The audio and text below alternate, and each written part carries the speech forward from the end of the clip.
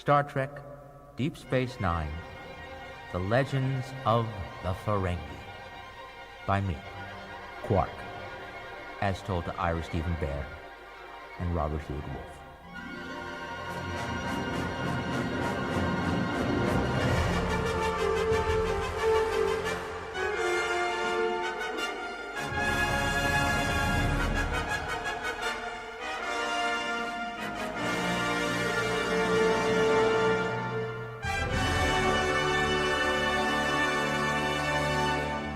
Let's get one thing clear.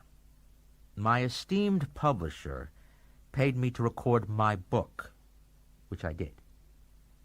Well, actually, I didn't record all of it. I jobbed out parts of it to a couple of fat-lobe Ferengi named Gala and Kono. Actually, it's not really my book. I jobbed the writing out to a couple of fathead humans named Behr and Wolfe. But the point is, no one got paid to write and record an introduction. That my publisher wants for free. And now I have to do this myself. Life is so unfair. Anyway, here it is, the introduction. Everything you need to know to enjoy my classic audiobook.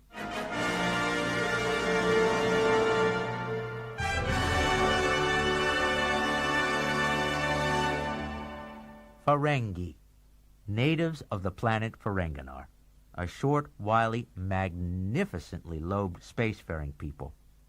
A picture of these strikingly handsome folk can be found on the box this audiobook came in. The one with the sexy lobes is none other than myself. Rules of acquisition.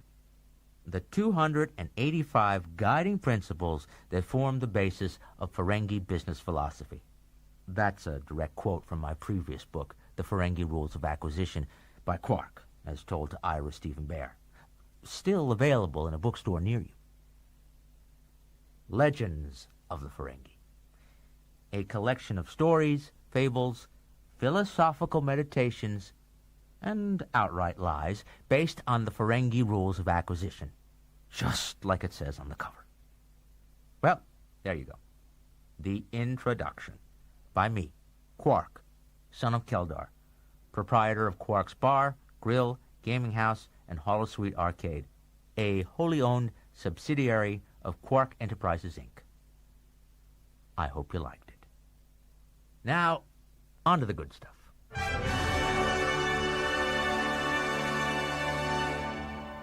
I really hate working for free.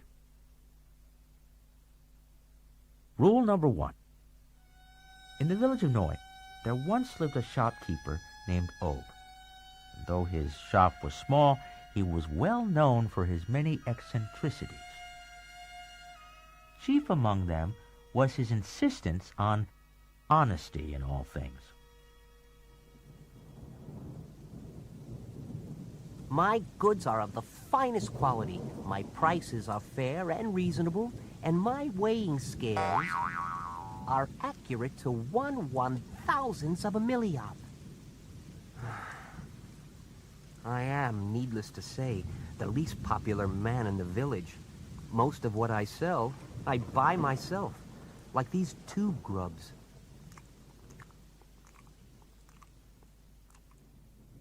One morning, Ob was seated behind the counter when a customer entered. This was quite an event, since no one in Noi would shop at the store of such an obvious lunatic. Come in, come in. You must be new around here. Do you really want to buy something? Yes, of course. I've got a long way to go, and I'm in a hurry to get there. 1 canister of beetle snuff for the road. Large. Beetle snuff?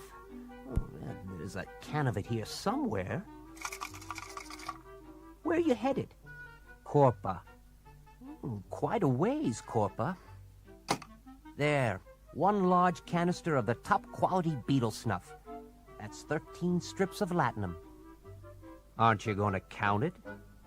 No need. I can see you have trustworthy lobes. Takes a lobe to know a lobe. What's your name, stranger? Greb. Greb of Corpa. It was a full half-hour later, when Obe was closing out the day's accounts, that he discovered that Greb had overpaid him by a half-slip of Latin. 12, 12 and 1/2, 13, 13 and 1/2. Oh, no! I've got to catch Greb and return this half-slip or my name isn't honest Obe. What did he say? Corpa, wasn't it?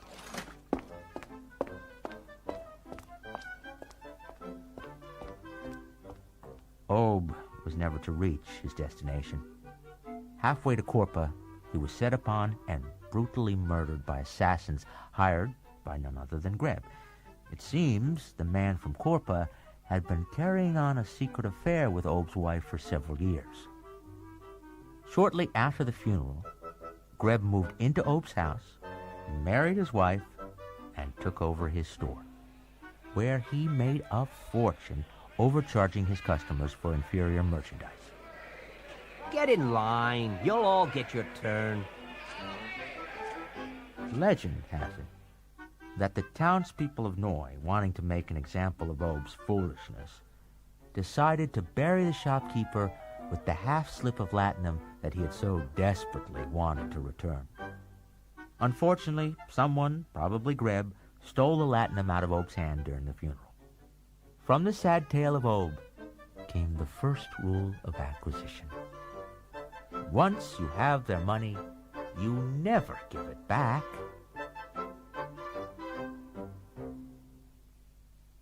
Rule number 9. Grand Negus Freck was the pioneer of Ferengi econosolipsistic mathematics. He wrestled with setting down the universal formulas that describe the fundamental building blocks of reality.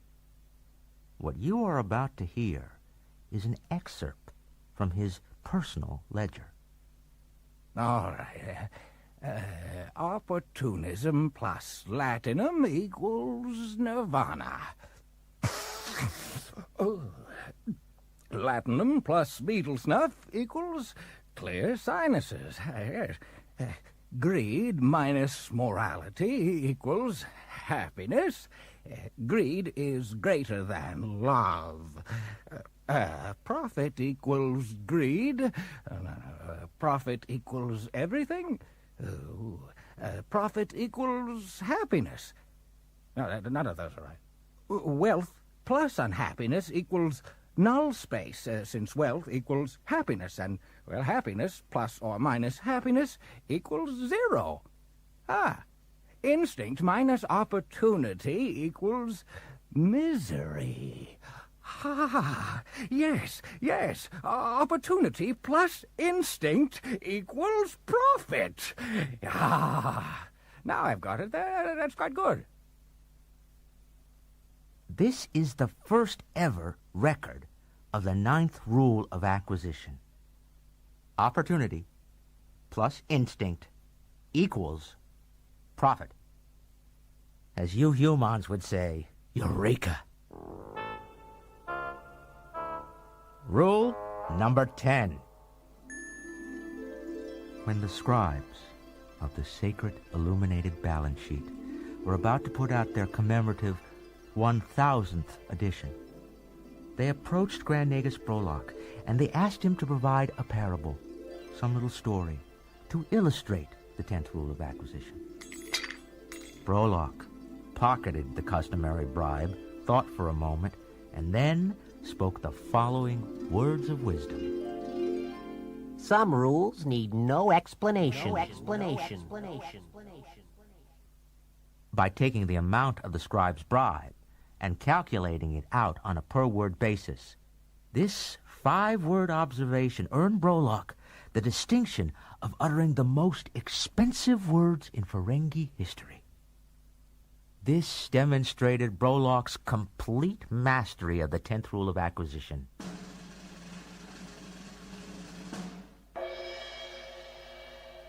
Greed is eternal.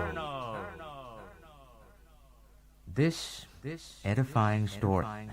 Wait a minute, Rom. I said hold the echoes. That's what happens when you try to make a few strips of latinum by getting the publisher to hire your brother who's an audio engineer. Oh, get out of the way. Let me do it. This edifying story. There. That's better. This edifying story about Grand Nagus Brolock became its own parable to illustrate the Ferengi saying, avarice never dies. And if it's really lucky, it gets to be Grand Nagus. Rule number 13. The 13th rule of acquisition is easily remembered by comparing 13 things worth doing for money with 13 things not worth doing for money. Here's the list of 13 things worth doing for money. Number 1. Jump up and down on one foot until your hip bone is pounded into dust. Number 2. Lie to your boss. Number 3. Tell your boss the truth. Number 4. Help a rich old Ferengi across the street. Number 5. Shove a rich old Ferengi into traffic. Number 6. Sell people ground-up beetles and convince them to snort them up their noses. Number 7. Stick stuff in your ears. Number 8. Stick stuff in other people's ears. Number 9. Create your own religion. Number 10. Spread vicious rumors about your enemies. Number 11. Spread vicious rumors about your friends. Number 12. Spread vicious rumors about yourself. Number 13. Hang out with Klingons. Got that? Now, here's the list of 13 things not worth doing for money. Number 1. Nothing. Number 2. Nothing. Number 3. Nothing. Number 4. Nothing. Well, you get the point. There's not one thing, much less 13 things, not worth doing for money. Remember this and never forget the 13th rule of acquisition. Anything worth doing is worth doing for money. Rule number 16. The following is a standard rider attached to any quotation of the 16th rule of acquisition. Before listening to this rule, raise your right hand to your left lobe and your left hand to your right lobe and recite the following sacred Ferengi oath. I, Quark, of course you would use your own name, do hereby swear to never, under any circumstances, correctly quote this rule to any non-Ferengi. Furthermore, I swear, under penalty of eternal bankruptcy, that even under the most extreme duress, even if a Cardassian is doing unspeakable things to my lobes, I will maintain that the 16th rule of acquisition, the most sacred of all Ferengi precepts, is a deal is a deal. Period. No further stipulation, no extra clause. That's the rule. Anything else you might have heard is purely rumor. Thank you. You may now hear the 16th rule of acquisition, which is, of course, a deal is a deal. Until a better one comes along. Rule number 19. Now it's time for a pop quiz. Place your bets. Place your bets. What are the first 2 words any Ferengi learns in the human language? Need a clue? Think back to rule number 1. Can't think of it? You heard it at the beginning of this audiobook. Weren't you listening? Oh, I'm sorry. Time's up. You not only forfeit your bet, but you have to pay a forgetfulness fine of 3 slips of latinum, or whatever you've got in your pocket, whichever is more. What are the first 2 words any Ferengi learns in the human language?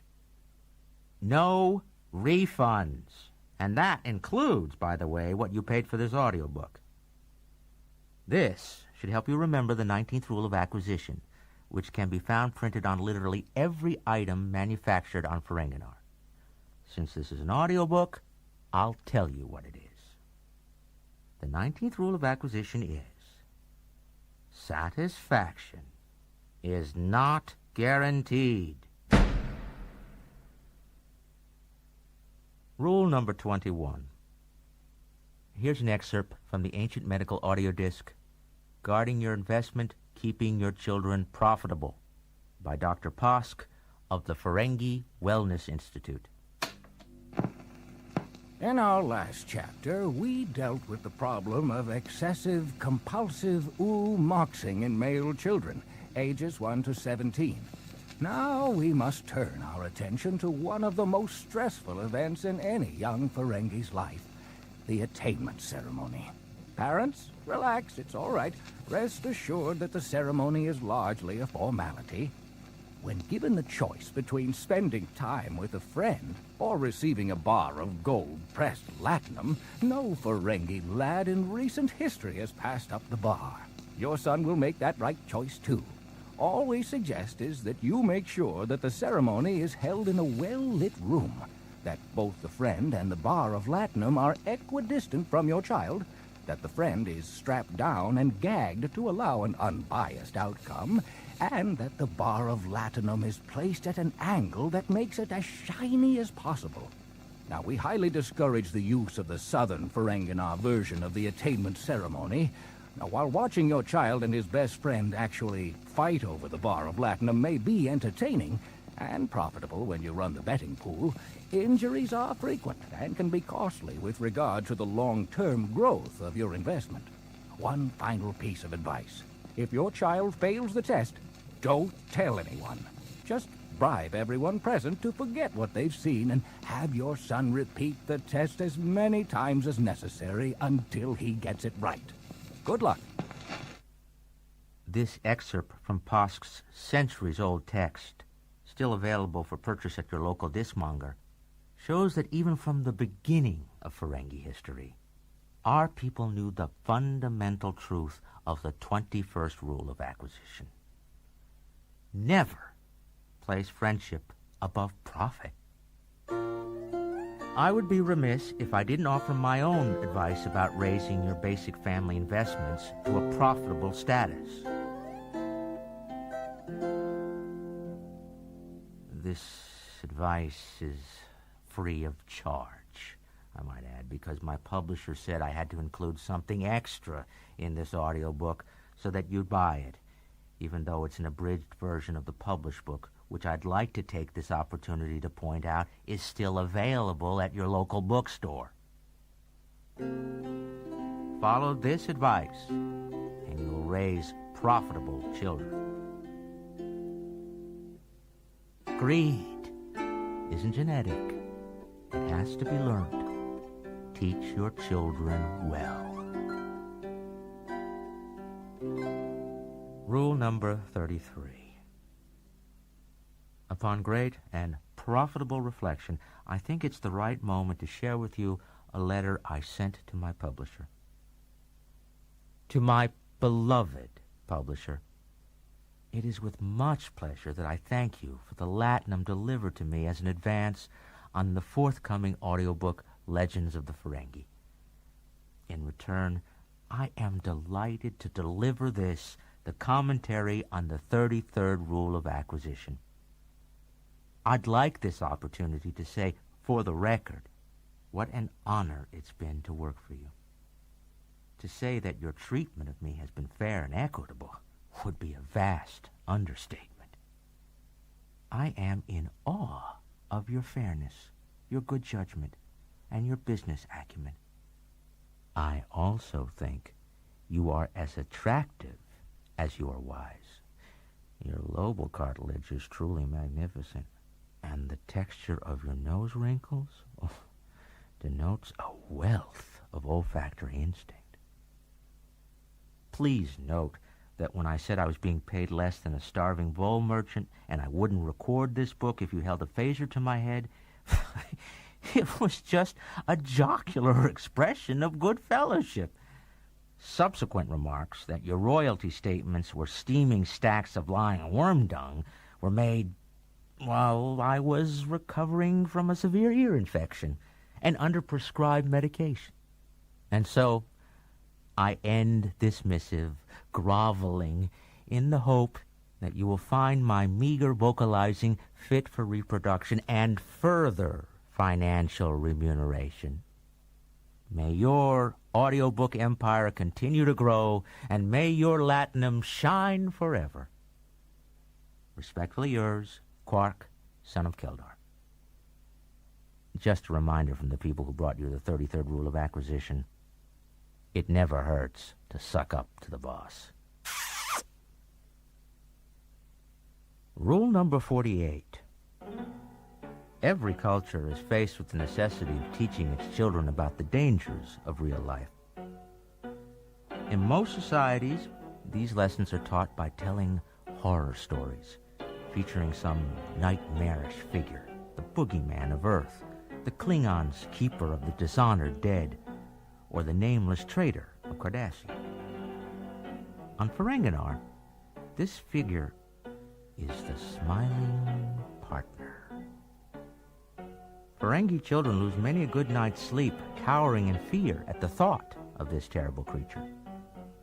Though the stories vary, its modus operandi is always the same.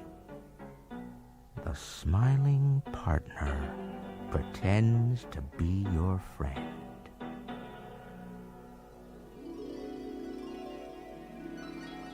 Of course. It's a perfect deal, and it's perfect for you. I mean, I'm losing my head skirt and just giving it away.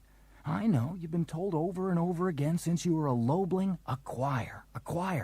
And here's your chance. A real bargain. You'll do your father proud, and more important, you'll make yourself rich. The smiling partner is generous.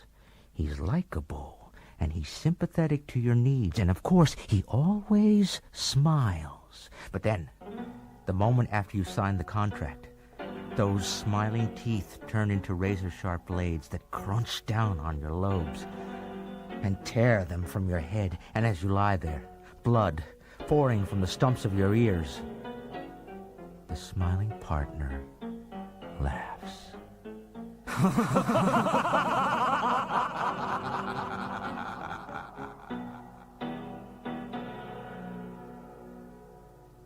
Oh, it's no wonder that no Ferengi child ever forgets the 48th rule of acquisition. The bigger the smile, the sharper the knife.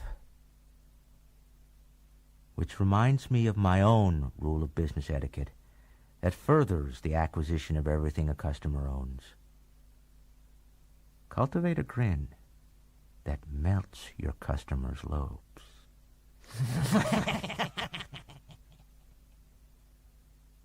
Rule number 48. The other day, I found this posting on the Ferengi Commodities Exchange on the desiccated collectibles market and pressed the play button. Offered 35 discs of vacuum-desiccated Flink, famous hollow performer dead at 50. World-renowned star of the wildly popular Swamp King series, found dead in notorious Kefkan accommodation house of beetle snuff overdose. Grand Negus Zek declares day of mourning for actor voted 7 years in a row sexiest lobes on Ferenginar. Winner of the Golden Lobe for his performance in Privateer of the Swampways, the first of the Swamp King series. Credited with giving the Swamp King both his swashbuckling style and his famous catchphrase, "Never ask when you can take." Please note, due to his indulgent lifestyle, there is an extremely limited supply of Flink available.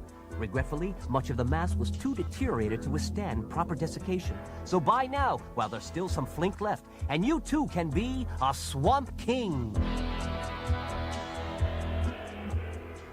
Caution. Unusually high levels of worm wine, beetle snuff, dextromethametrohebalazine, and other contaminants present in his remains make Flink highly combustible. Please keep discs away from open flames. Flink may be gone. In fact, he's been gone a very long time. But his remains have been immortalized, along with his most famous line, which is the 52nd rule of acquisition. Never ask when you can take.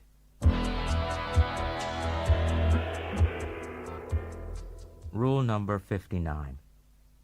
Now, I'd like to take this opportunity to answer a few of the letters I received after the publication of my runaway bestseller, still available in bookstores, The Ferengi Rules of Acquisition. Here's a typical example. Dear Quark, you are such a wise man. I was hoping you could give me some advice. I've inherited several thousand bars of latinum and don't know what to do with it. Can you help me? Signed, Pockets Full of Latinum. Oh, dear Pockets. My advice to you is simple. Hire me as your investment broker. For a tiny fraction of your profits, not to exceed 50%, I will manage your entire portfolio. I do this because I am a kind man, and you are very, very deserving of my help. I guarantee by the time I'm done, you will never have to worry about your latinum again. Yours in profit, Quark. Another. Dear Quark, I'm dating a beautiful and insatiable Betazoid woman. No matter what I do, and I do a lot, it never seems to be enough. I love her very much, but I don't seem to be able to satisfy her. You showed so much wisdom in your best-selling book, The Ferengi Rules of Acquisition, still available in bookstores, that I am confident that you will be able to advise me in this matter. What should I do? Signed, Unlucky in Love. Dear Unlucky, oh, I feel your pain. Enclosed, please find a prepaid ticket to Deep Space Nine. As soon as you receive it, give it to your girlfriend and send her to me. Don't wait. Do it now. Okay. Is she gone? Good. I await her. I promise you, she will not leave this station without achieving a state of complete and utter satisfaction. No matter how long it takes, no matter how much experimentation required, I will find a way to end her suffering, and yours as well. Rest assured, she'll be in good hands. Your humble servant, Quark. Please keep those cards and letters coming. What better way for me to illustrate the 59th rule of acquisition? Free advice is seldom cheap. And humans say talk is cheap. If they only knew. Rule number 62.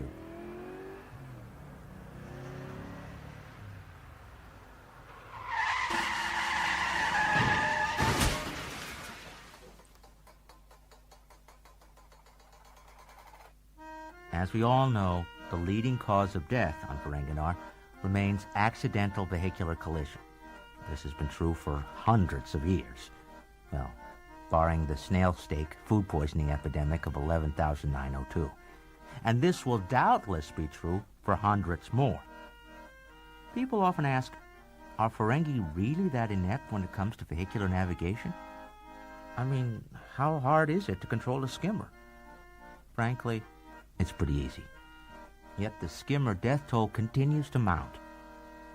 And I can sum up the problem in one word. Ferengi road design. Okay, that's 3 words, but it's one thought.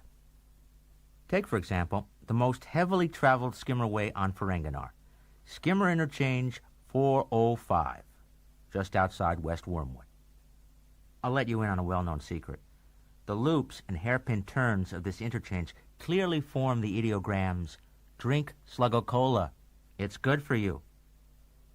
Subliminal marketeers for the Yan Corporation determined centuries ago that frequently traveled skimmer routes became imprinted on the driver's brain. So, what better way to increase product awareness than to make the very roads themselves advertising logos? Sluggo Cola, who pioneered this technique, used it to completely take over the soft drink market from Ilvasser, their closest competitor.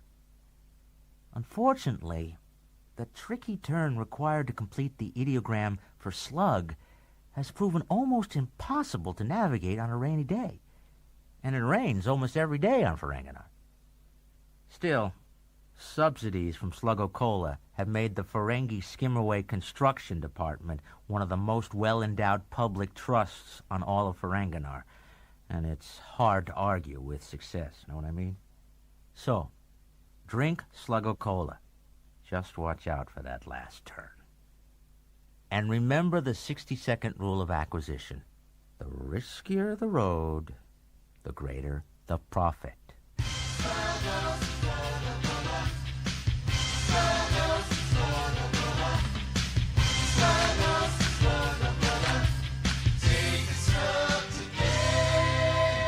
Rule number 75.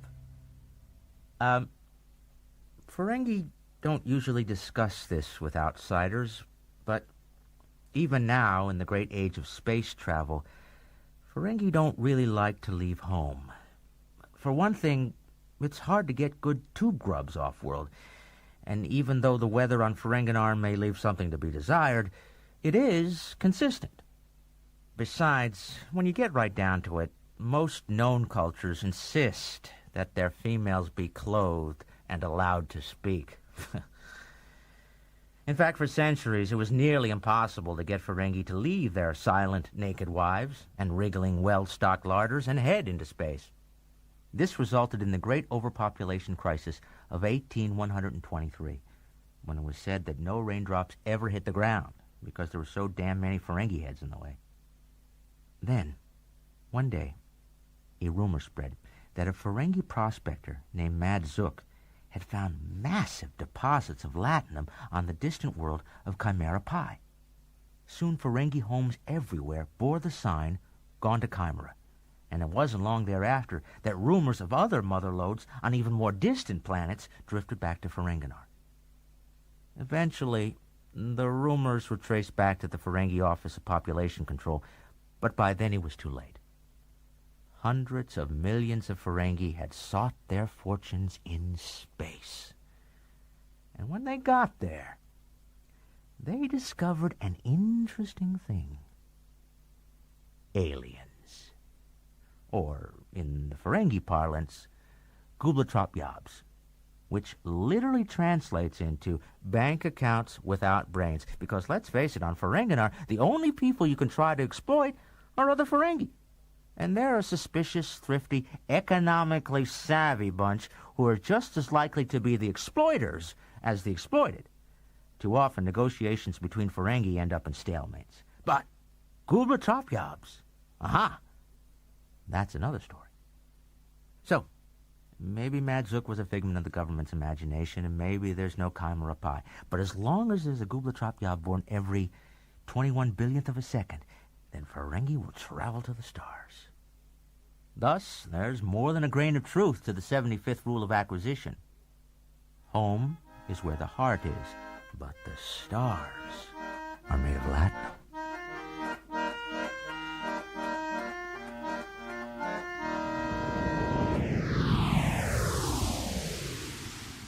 Rule number 76.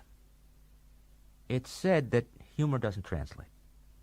Take, for instance, comedy entertainments produced on Earth, with the exception of the universally recognized comic genius of the Three Stooges.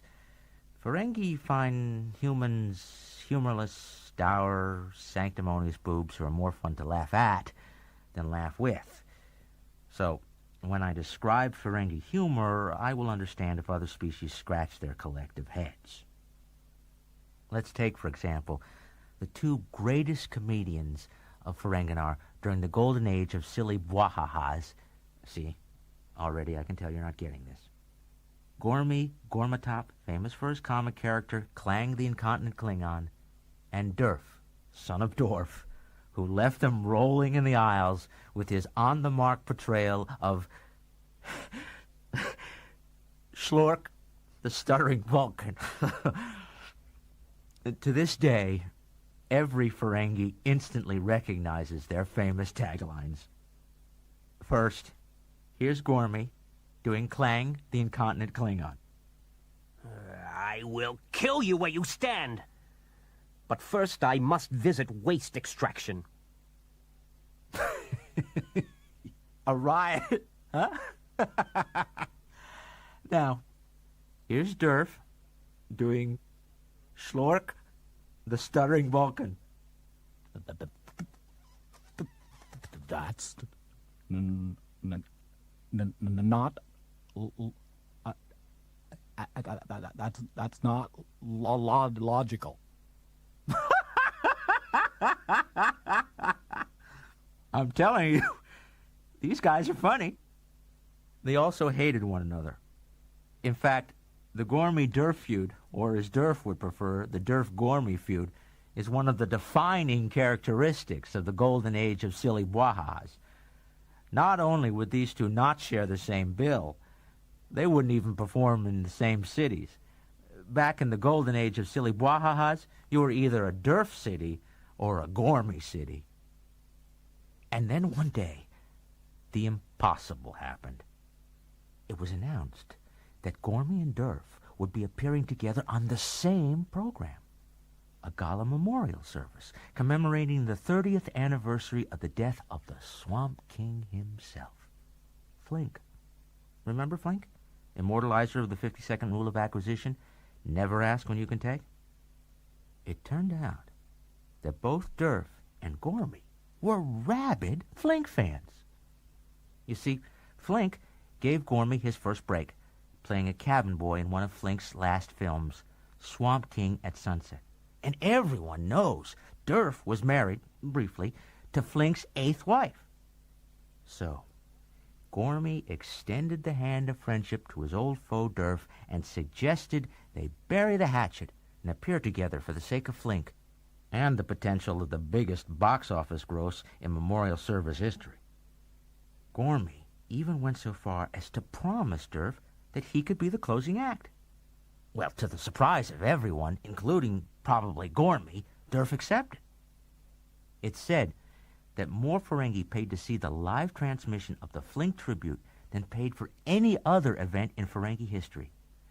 And though the Swamp King remained a popular figure, even in death, everyone knew they were turning in to see Durf and Gormy share a stage for the first time. So, imagine the shock that reverberated across Ferenginar when Gormy stepped out on stage dressed as Durf's beloved Schlork the Stuttering Vulcan. As Durf looked on in horror, Gormy proceeded to do Durf's entire act. Gormy had planned this moment for years, secretly studying recordings of Durf and waiting for this moment to strike. It's not logical.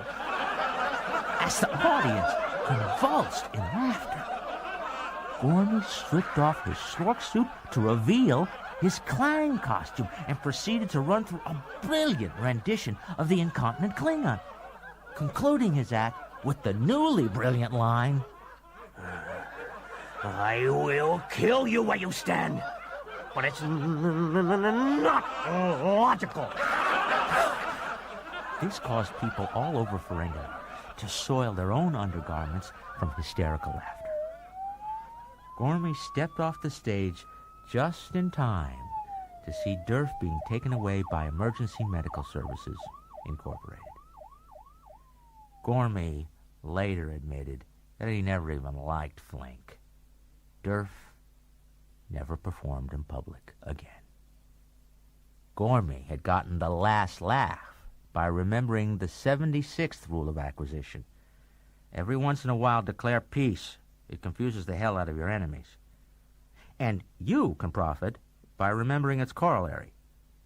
The important thing is to always keep your opponent guessing, which leads to the corollary of the corollary, the 85th rule of acquisition.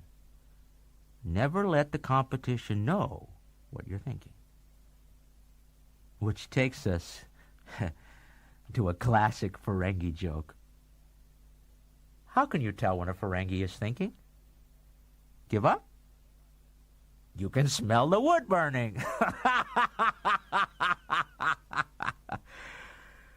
Well, I can tell you're not getting this. So much for the golden age of silly bwahahas.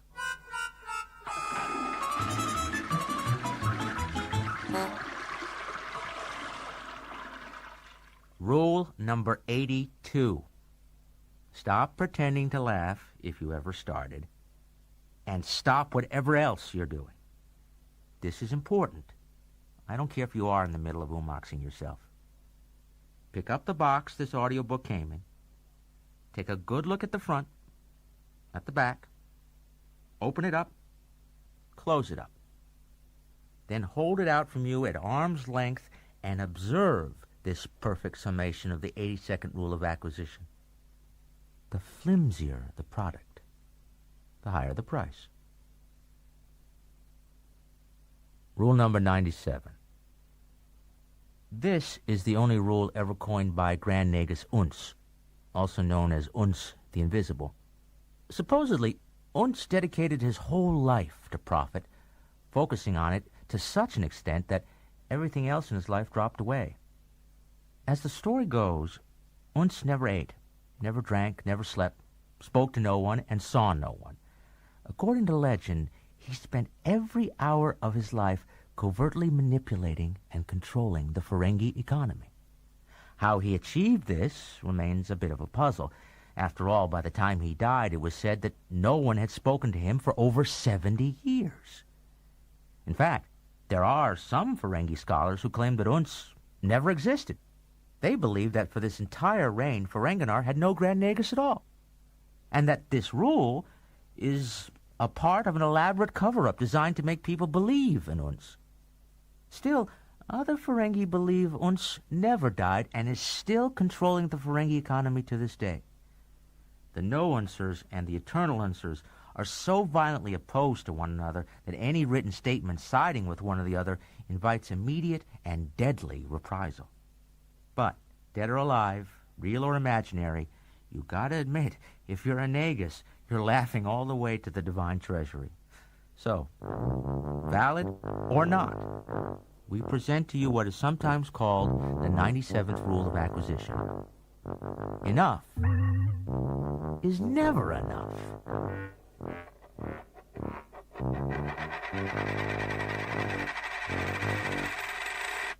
Rule number 99. Enough is never enough. I remember when I was a lobling and how special adults made me feel when I first uttered the word mine. That was a special moment. Just as profitable was my realization about the meaning of trust, which I captured in an essay that I wrote as a second-year student at the Hopawup Academy for Young Loblings. I saved it. Trust by Quarky, son of Keldar. Once, I loaned my brother Rom my Marauder Mo action figure. He lost the plasma whip. Now my Marauder Mo has no whip. If the Klingons attack, he will be defenseless. Not only that, but the resale value of my action figure has been severely compromised. I trusted Rom. Once, I told my father where I kept my birthday latinum. Now it's gone. He took it. I trusted my Fafa. Once, when I was a first-year student at Hopawup Academy, I agreed to do the economic theory homework of Blork, son of Blout. But I did not insist on payment in advance. I still have not received my fee. Even though I have sent Blork regular bills and he's accruing interest at an alarming rate, I may have no recourse but to hire a collections agent. I trusted Blork. Once I showed my friend Goem how to omox himself. He told my Moogie on me. She was angry. She put numbing ointment on my ears for a month. I didn't have any fun for a month. I trusted Goem. Once, you asked me to stay after school and polish the desk monitors. You left me alone in the classroom. You thought your things were safe inside your locked desk, but they weren't. I'm a very good lockpick. Inside, I found some very disturbing pictures of you. You were in a frock room, talking with fully clothed women. You were even letting them talk to you. You are a very sick Ferengi and a danger to society. But I'm young and immature enough to overlook that. As long as you pay me 3 slips of latinum per month for the duration of my stay at Hopawup. You trusted me. Trust is bad. As you can see, even as a young lobling, I understood the 99th rule of acquisition. Trust is the biggest liability of all. By the way, the teacher gave me an A for that paper.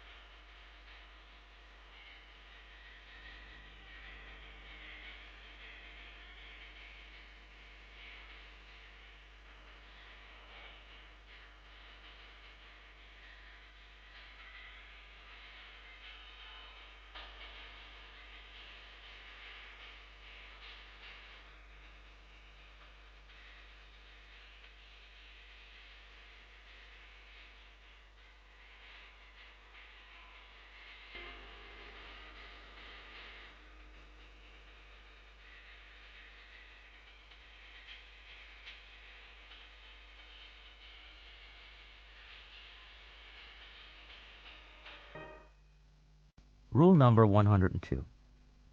At Hopawup Academy, I learned to grasp concepts like profitability and other things like latinum. I liked anything with numbers. Here's a typical math problem. You fill in the blanks with the correct numbers and then use the overall result to validate one of the rules of acquisition. Ready?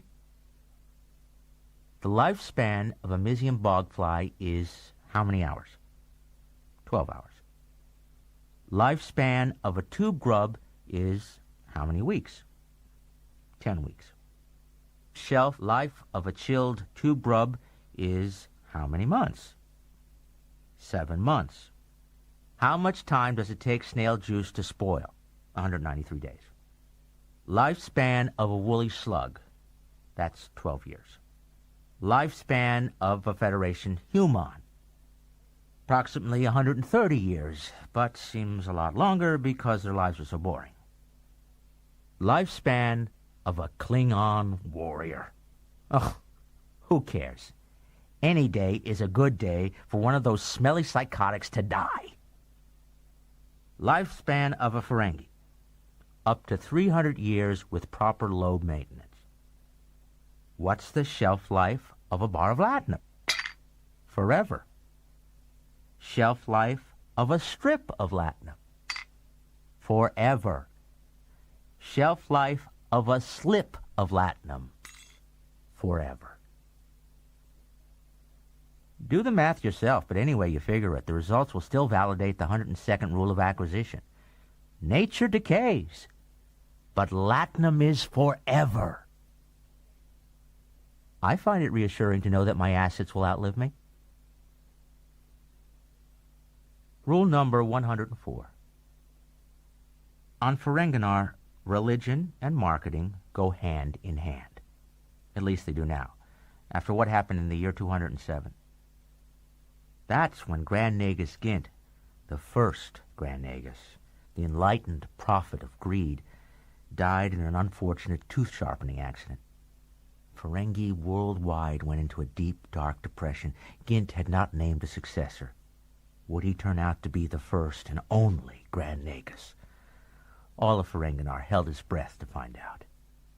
Then, one day, a voice cried out above the wailing and the weeping. Fear not! Gint will return to us, his mind as sharp as his teeth. The voice belonged to Yost, a charismatic young Ferengi. If every single Ferengi purchases a Gint memorial figurine and prays to it nightly, the blessed exchequer will release Gint from the divine treasury and allow him to descend back down to Ferenginar. It'll be good. Yost's message swept the planet.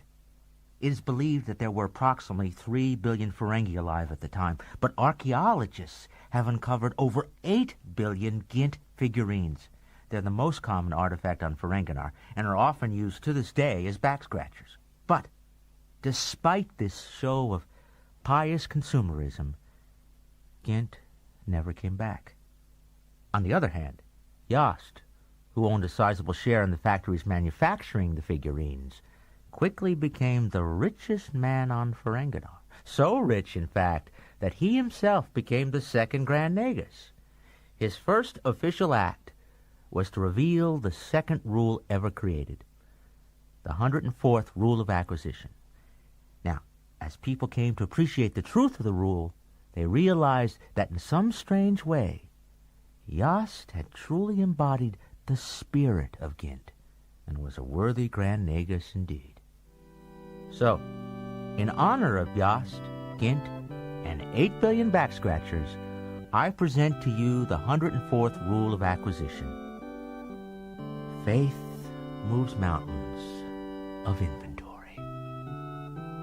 And just a little reminder to you pious humans, the meek can inherit the earth, the Ferengi will take the rest.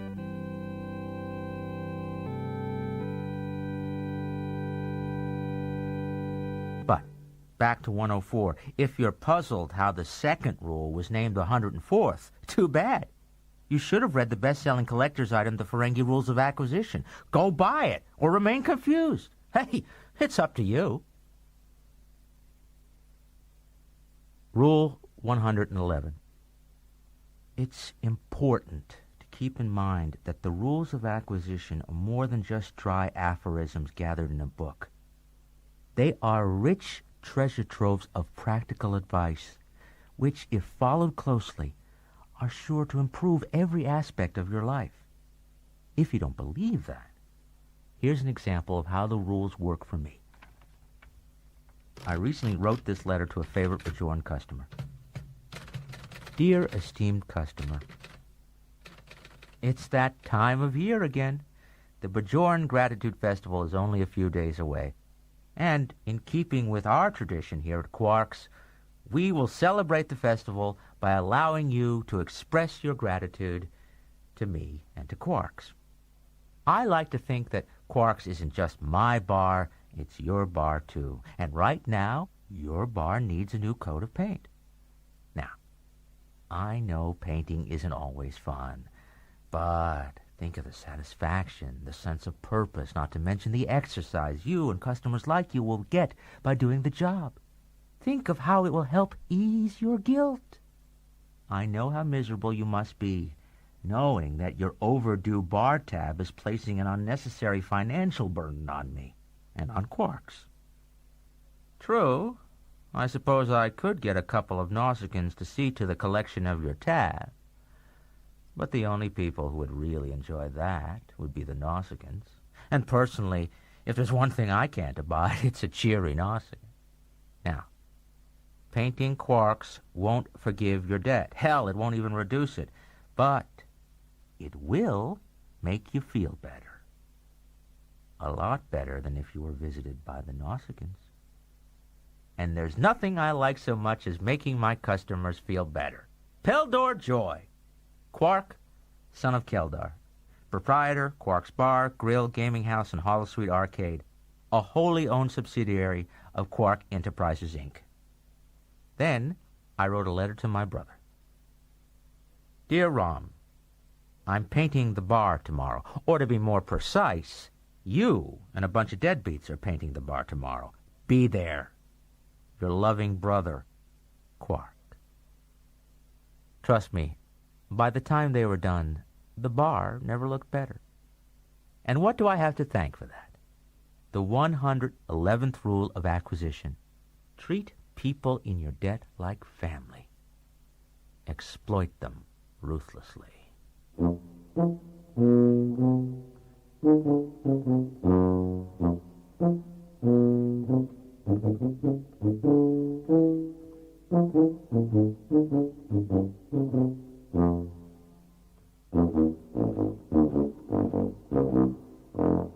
Rule number 112.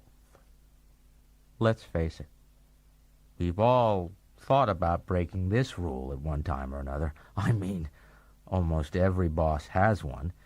Usually the family is rich, so there's the inheritance factor to consider. Plus, forbidden fruit is always the most succulent. But don't do it. That's right. Though your lobes may be a quiver, all tingly and taut, walk away. No matter how beautiful she is, no matter how crooked her teeth, how bulbous her nose, no matter how willing and submissive she might be, believe me, it is not worth it. Don't ever, under any circumstances, no matter how tempted you might be, forget the 112th rule of acquisition. Never have sex with the boss's sister. Rule number 113. That said, here's the thing about Rule 113, better known as the rule that dares not speak its name. The Ferengi are a male-dominated society. The rules of acquisition are written for males, by males, and about males. And if that weren't bad enough, let me just remind you there are no female bosses on Ferenginar. And for that matter, no female employees. I will say no more. The rest is silence. Thus, I record here, without further comment, the 113th rule of acquisition. Always have sex with the boss. Yikes. Rule number 121. With that happy, slimy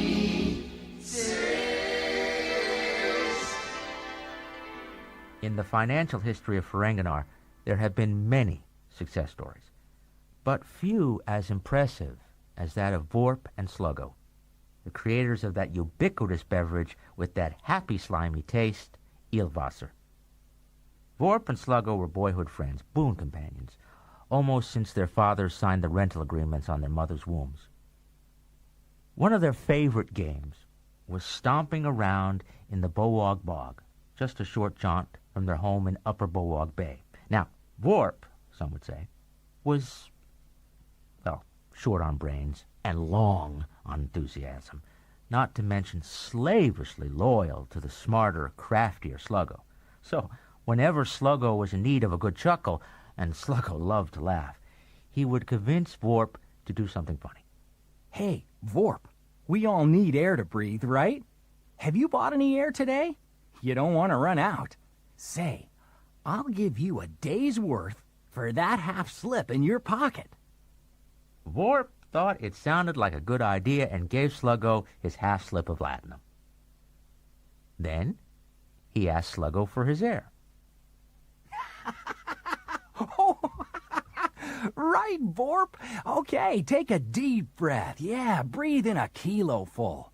That's all you paid for, but that'll get you through the day. Of course, then you'll have to buy some more. So, Vorp took a deep breath, while Sluggo laughed his head off. When Vorp would run out of latinum to buy air, Sluggo kept himself amused by getting Vorp to talk to females or eat a few kilos of sand. Which brings us to that fateful day in the Bowog Bog when Sluggo saw a particularly fetid pool of burbling muck. Hey, Vorp, that muck looks good to drink. The words were hardly out of Sluggo's mouth before Vorp got down on his hands and knees and started slurping. Sluggo stood and contemplated Vorp's prodigious posterior, which was pointed straight up into the air as Vorp bobbed his head to lap at the muck. But before Sluggo could give his friend's rear a quick kick, Vorp turned back, his mouth slick with slime, and through algae-stained teeth uttered those 4 famous words. Tastes like eel. And thus Eelwasser was born. Soon, bottle after bottle of this natural treat was rolling off the assembly line, all featuring the smiling faces of Vorp and Sluggo, pond scum dripping from their chins. With that happy, slimy taste. And so it went for 40 years. The 2 friends bought a huge mansion and lived there with their only companions, a menagerie of albino fang cats, all of whom developed a taste for Eelwasser. People shook their heads in confusion at their unconventional lifestyle, but one thing was certain. Vorp and Sluggo were friends. That is, until... With that happy, slimy Sluggo Cola. A consortium of beverage makers, brought to the brink of bankruptcy by the perennial boom market for Eelwasser, finally came up with a new drink that beat Eelwasser in hundreds of clandestine taste tests. But the beverage makers knew they needed a marketing gimmick to overcome Eelwasser's media domination. And so, in one of the most cunning coups in Ferengi business history, they secretly offered Sluggo 65% of the profits from their new beverage in exchange for being allowed to name it after him. The thought of only one algae-stained grinning chin on a beverage label appealed to Sluggo, and as Sluggo so succinctly put it, 65% beats 50% any day.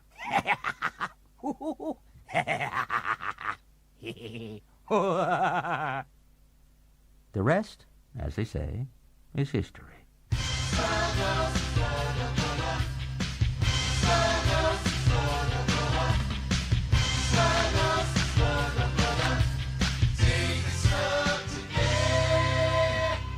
Sluggo moved out of the mansion.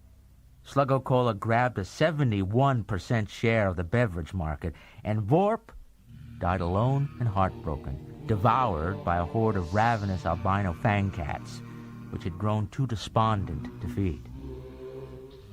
Vorp had learned a hard lesson, and he ordered it inscribed on his memorial.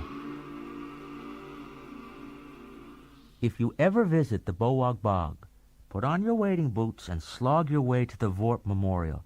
There you will find, carved for all to see, Vorp's immortal last words. Words of wisdom, which soon became the 121st rule of acquisition. Everything is for sale, even friendship.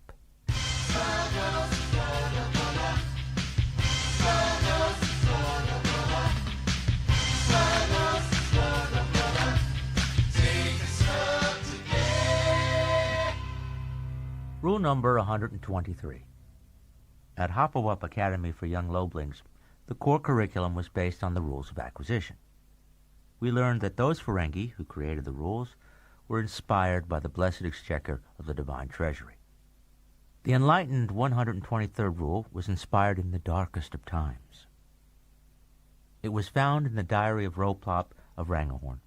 To get my money's worth and to take a deserved day off, I had those 2 fat-lobed Ferengi, Gala and Kono, whom I hired to help record this epic audiobook, dramatize the entries from Roplop's diary.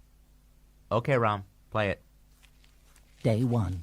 Today, after long preparation, we have started our descent. The words that Professor Derville, in his heavy, sploonish mountain accent, spoke those many weeks ago still ring in my ears. Hi, come with me on a journey to the center of Ferengi. At least, that's what I think he said. Who can tell with that accent? Day 5. Still going down.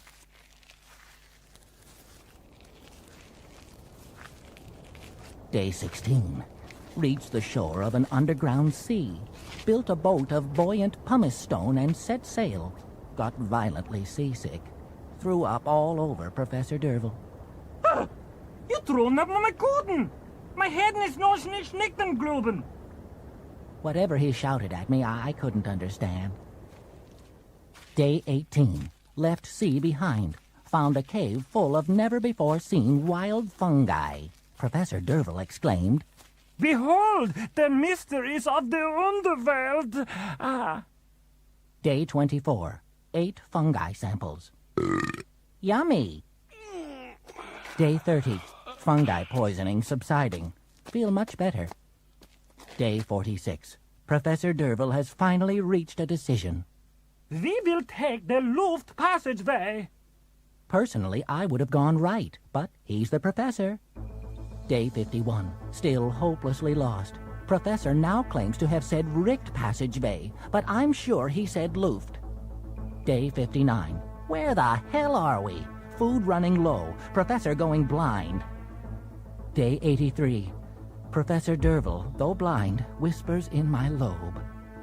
Oh, Rob, love, I see the glow of light coming from one of the many tunnels. The tunnel. Maybe he's right. We'll wait another day before eating him. Day 84. Professor Derville was right. There was a glow, but it wasn't a way out. It was a vast deposit of pure latinum. I am rich and very hungry. Day 90. Professor Derville picked clean. He was good. Still hungry. Day 123. Weak. Starving. Still rich. Can't go on. I just can't go on. Really. Can't go on. Rom, stop the recording. Whose book is this? Thus ends the sad tale of Roplop of Rangahorn. Perhaps you know it from the famous Holosuite drama starring Flink as Professor Derville and Gormy Gormatop as Roplop. But trust me, the holodrama is good, but the rule of acquisition is even better.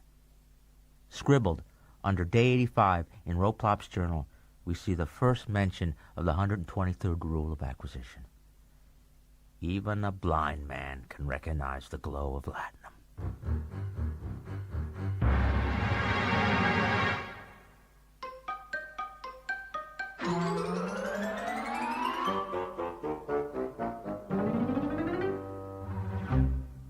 Rule 139. Okay. Time for a little Ferengi language lesson. Rom, put on the language tape. Wife in Ferengi is booplop, from boop, which means to serve, and lop, which means one who does a certain thing. Brother in Ferengi is duplop, from dupe, which means to get, and of course, lop.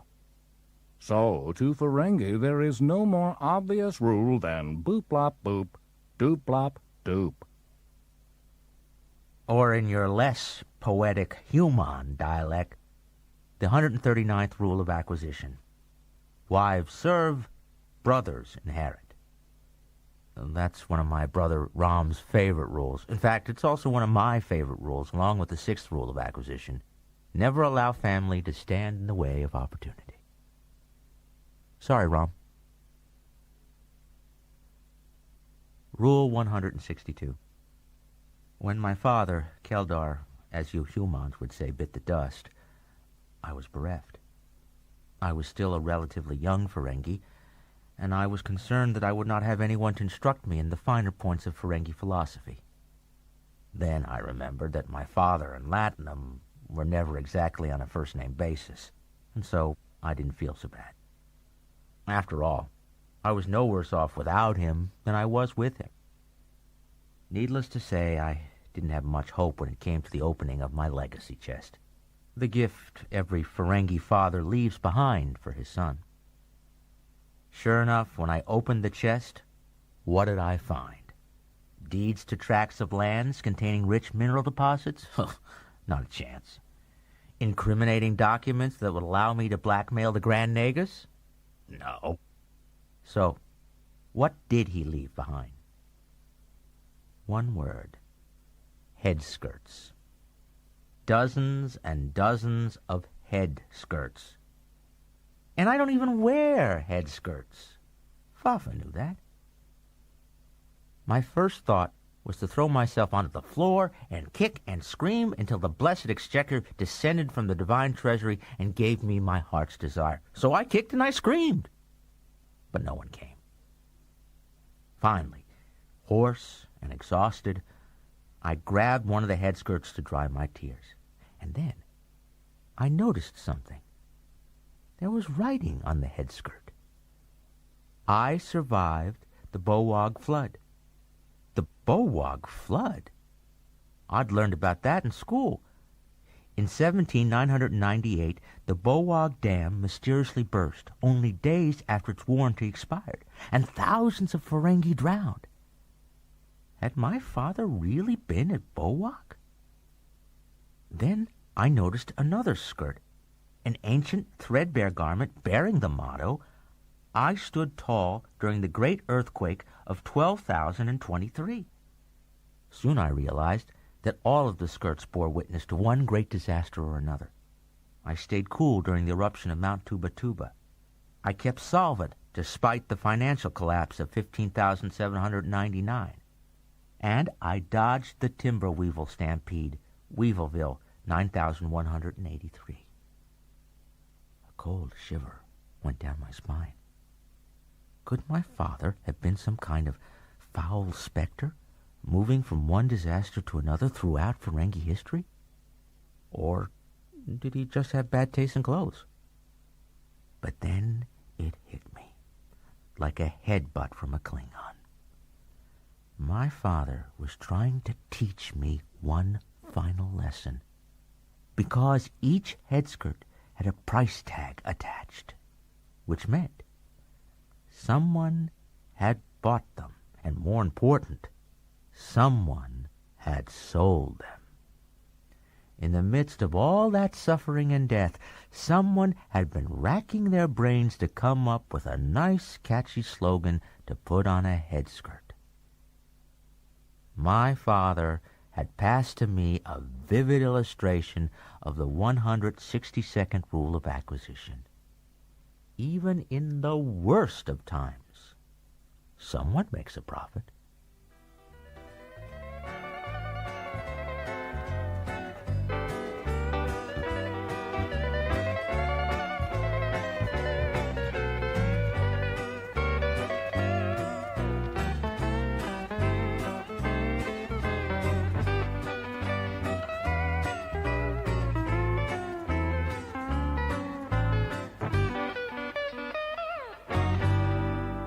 Rule number 181. Every Ferengi schoolboy knows the story of Milch the Wanderer, how he traveled the spaceways, meeting primitive aliens and selling them Ferengi beads and trinkets in exchange for, well, whatever they had. Who can forget how he purchased the entire planet of Wahakan for a single crate of Ferengi tooth sharpeners? Yes, when it came to shafting the natives, Milch had the magic touch. Needless to say, Milch was one of Ferenginar's greatest heroes.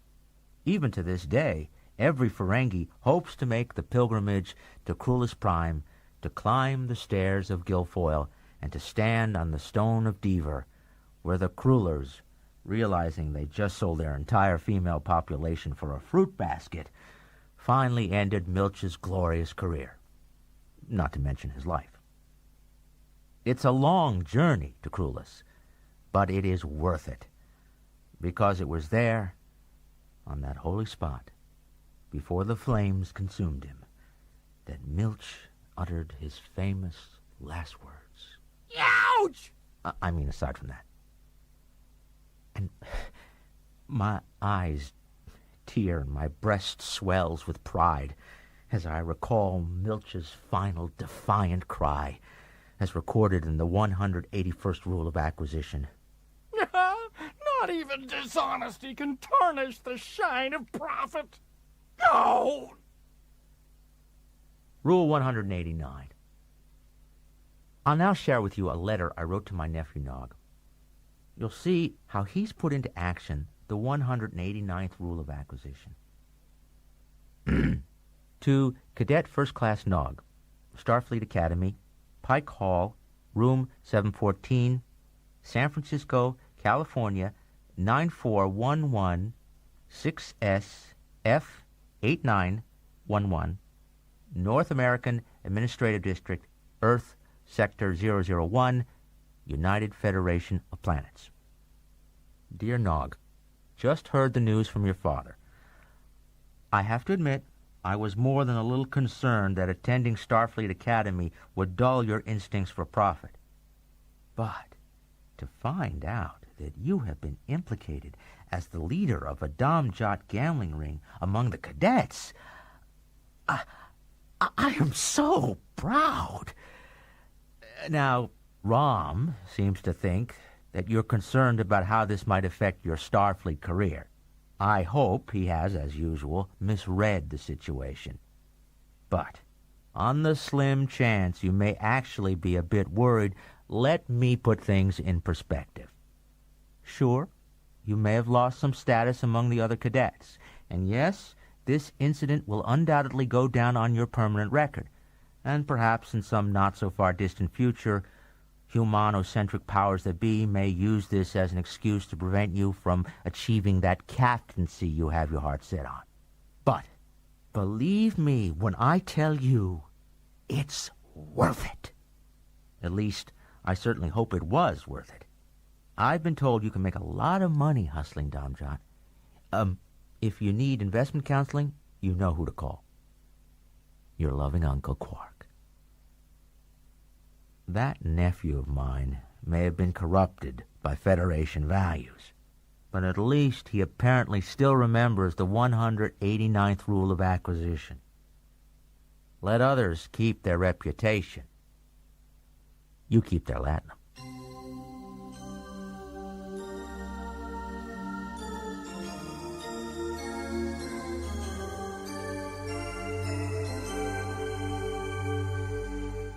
Rule number 203. In my life, I have only met two people who actually have written a rule of acquisition. One was Grand Negasek, leader of the Ferengi Alliance and the greatest business mind in the Alpha Quadrant. The other was Stumpy Strope, restaurateur, bartender extraordinaire, philosopher, and friend. I met him while I was a ship's cook on a Ferengi trader, tramping around the galaxy seeking my fortune. He owned a watering hole on the frontier world of Rough Landing. We used to stop there every 2 months to pick up supplies. I always looked forward to those visits and the happy times at Stumpy's bar. I'd stay after closing, and we'd drink long into the night. It was Stumpy who taught me how to mix my first black hole, to run a double wheel, and to shortchange even the most vigilant customers. But one thing we never talked about was Stumpy's right leg, or lack thereof. He didn't seem to want to discuss it, and I didn't press it. But then came my final visit. I'd signed the lease for Quarks, and I wanted to pay my respects before saying goodbye to Rough Landing forever. Stumpy and I had a hell of a time that night. Black holes, flaming novas, blood wine. We drank it all. And by the dawn, even Stumpy's ears seemed to be weaving unsteadily. And that's when I finally got up the courage to ask the big question. Stumpy, how'd you get the name Stumpy? He looked at me for a long time. His eyes seemed to mist over as if recalling a great sorrow. Quarky, you're a fine Ferengi lad. So I have to believe you know your rules of acquisition. I do. So, you know Rule 203? Like my own name. At that drunken moment, I was desperately trying to recall my own name when Stumpy leaned over the bar, propped himself up on his one good leg, then tilted his head close to mine. Our noses were almost touching, and when he spoke, it was with the fire of righteousness. And one too many flaming novas. Just before I passed out from the fumes, this is what I heard. Rule 203. I wrote it. And as my consciousness faded, I finally remembered what I like to call Stumpy's rule, the 203rd rule of acquisition. New customers are like razor-toothed greenworms. They can be succulent, but sometimes they bite back. Rule number 211. So, keeping Stumpy's rule in mind, I went off to open Quarks. And that's where Rule 211 comes in. You'll find it in every Ferengi business establishment, both on Ferenginar and off-world. Sometimes it's written large across the walls. Other times it's subtly tucked away in some obscure corner. But believe me, it's there. It's always there. 15 little words. The same 15 words that are said to every graduate of the Har-Yel-Vard Academy when they receive their diplomas. 15 words that form the foundation of all Ferengi business. Try to make profit without them, and you are doomed to fail. Remember them, and everything is possible. Honor the 211th rule of acquisition. Employees are the rungs on the ladder of success. Don't hesitate to step on them. No! Damn good advice. Rule number 229. The greatest sculptor in the history of Ferenginar was Milo the Mold Master of the city of Glunge. You may have seen his famous statue, Lance and his nose flute, which still stands in the Glunge marketplace today. But Milo's greatest work was his statue of Voshma the Voluptuous. This life-size representation of a naked Ferengi female was so breathtakingly beautiful that it was said no male could look on it and not fall hopelessly in love. Maybe it was the perfectly carved nose, maybe it was the delicate lobes, or maybe it was just the fact that she was made of solid gold-pressed latinum. But if Voshma had many admirers, none was purer in his devotion than Milo himself. Some say Milo even spoke to the lifelike statue, that he treated it in every way as if it were his own wife. Let's just say that Milo got very little work done. But one day, a strange thing happened. As he was contemplating Voshma's perfect golden hindquarters, Milo heard a buzzing sound in his workshop. Open your palm. Confused, Milo did as he was told. To his amazement, a small creature landed on his open hand. The creature looked like a teeny-tiny, itsy-bitsy Ferengi with wings. I am Snip, spirit of love, and few on Ferenginar love as strongly as you do. Such devotion deserves reward. Now, this sounded good to Milo. After all, no Ferengi ever turned down a reward.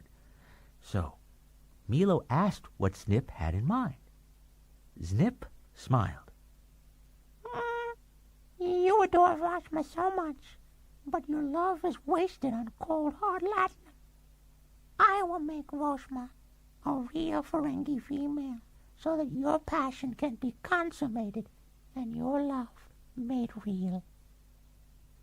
Now, Milo was a quick thinker, and he did some quick calculations, and he came to a quick conclusion, and he told Snip, thanks, but no thanks. Then, Milo brought his hands together with a thunderous clap. That clap could be heard clear across the city of Glunge, and Snip was no more. Milo wiped his hands on his pants and went back to contemplating the golden beauty that was Bajma. Though I'm sure he was sorely tempted, Milo was obviously a firm believer in the 229th rule of acquisition. Latinum lasts longer than lust. Rule number 255. The following article appeared on the front page of the Ferengi Acquirer on Globova 5th, 18,083. Gouge mining magnate escapes death, wife charged in murder attempt. In the early morning hours, latinum mining king Squeeb, son of Bean, was hauled from the flaming wreckage of his skimmer by 2 members of his private medical staff. Though suffering from various injuries, Squeeb is expected to make a full recovery. Shortly after his rescue, FCA liquidators arrested the victim's wife, Jubleta, and charged her with attempted murder. It seems Jubleta had struck her husband over the head with a bar of latinum, stuffed his unconscious body into his skimmer, and then programmed its autopilot to crash into one of Squeeb's own gouge mines. Luckily, unbeknownst to his wife, Squeeb has a duridium plate in his head, an unwanted souvenir from his stint in the military during the Lytasian conflict. This plate cushioned the blow, enabling Squeeb to regain consciousness at the last moment and seize control of the skimmer, causing a fiery but not fatal accident. Initial reports indicating that Jubleta was having an affair with Squeeb's accountant, Vinks, and was conspiring with him to take over Squeeb's financial empire seemed to be in error. Vinks was questioned by liquidators, but released on Squeeb's request. No charges have been filed against the accountant. Now, read between the lines, and you'll see that duridium plate or no duridium plate, Squeeb was a shrewd businessman. Even in a crisis, he didn't forget the 255th rule of acquisition. A wife is a luxury.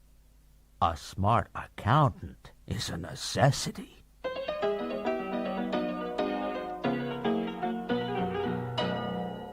Rule number 261. It's said something strange happened to Squeeb, the latinum mining king, after his brush with death. He began to spend his days wandering about the countryside, smelling the bog flowers, watching the suns set. Obviously, the man was deeply ill, but before he could seek professional help, fate, in the form of a holodocumentary he was watching, dealt him a cruel hand. The program detailed the plight of Ferengi gouge miners. Gouge mining isn't much fun. The hours are bad, the pay is low, and the workers have a life expectancy only slightly larger than a Tellurian gnat. Squeeb actually started worrying about his workers. Lost in his madness, Squeeb decided to see for himself how his miners lived. Traveling to one of his largest gouge mines, he personally donned a pair of protective lobe shields and descended into the sweltering hot mine. There, he revealed his presence to the miners and announced that he wanted to hear any grievances they might have against him. It is said that by the time the miners were through with him, all that was left of Squeeb was the battered duridium plate that once lined his skull. So, let's have a moment of silence for poor confused Squeeb. And while we're at it, how about we dedicate the 261st rule of acquisition to his memory? A wealthy man can afford anything except a conscience. See what happens when you forget your rules? Rule number 266. This audiobook was intended as a public service, a way to help you pathetic humans achieve your true profit potential, which admittedly in most of your cases isn't much. But hey, you gotta try. And in the spirit of service, I thought it might be a good idea, as we draw to a close, to provide some specific examples of what to do when your misuse of these rules leads you astray. In other words, in business, as in life, It always pays to have a good lie ready for emergencies. Here are a few of the best. Your payment is en route by subspace transfer. When I mentioned that profit figure, I clearly stated that it was only an estimate. I have no independent recollection of those events. Ear massages are commonly exchanged during Ferengi business negotiations. Quark? Never heard of him. And, my personal favorite, it's my brother Rom's fault. Try them out. Once you see how well they work, you'll never tell the truth again. And never forget the 266th rule of acquisition. When in doubt, lie. Rule number 284. Well, you're almost there. Just a few more moments to go.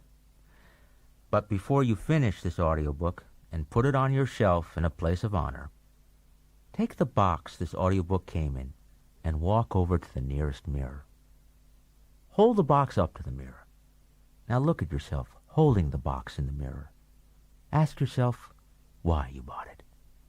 Oh, sure, I'm clever, hilarious, and erudite, and my audiobook makes a great gift. But we both know that's not why you shelled out your hard-earned latinum for your very own copy. No. You wanted something more valuable. You wanted my wisdom. You wanted the inside knowledge that have made the Ferengi a force to be reckoned with in the business world. In other words, an edge on the competition. You want that edge. You need that edge. Yeah, I know what you're going to tell me. You're a human. You're better than us Ferengi. You've evolved beyond greed. Well, I say to you, study that figure in the mirror. Look at yourself. Look long and hard.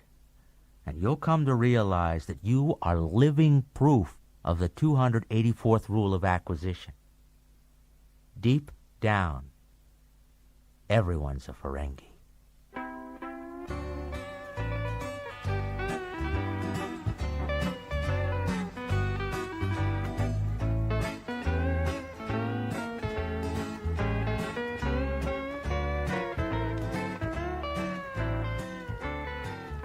You have been listening to Star Trek Deep Space Nine, Legends of the Ferengi by Quark, as told to Ira Stephen Behr and Robert Hewitt Wolfe.